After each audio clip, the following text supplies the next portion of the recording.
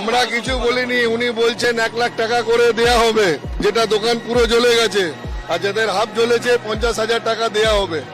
এখানে উনি একটা জায়গা ঠিক করে রেখেছেন, সেটা উনি বললেন না। তো আগে থেকে জায়গাটা ঠিক কি করে হয়ে গেল?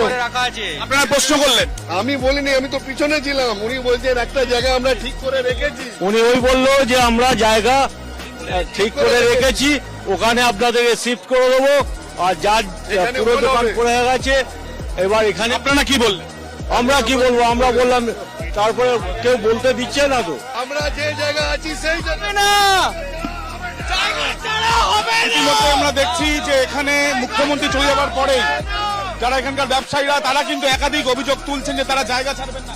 কি আপনারা কি দাবি আপনাদের? আমাদের এখানেই মার্কেট করে দিতে হবে, আমরা পূরণ করতে হবে, তারপরে কোনো জায়গা ছাড়ার কোনো কিন্তু মুখ্যমন্ত্রী তো বলছেন এখানে সাহায্য করবেন।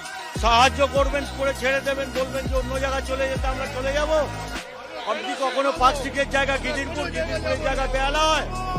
আমার এখানে যেরকম ভাবে চলছে ওই রকম ভাবে আমি চলবো না, আমার জায়গা আমি ছাড়বো না।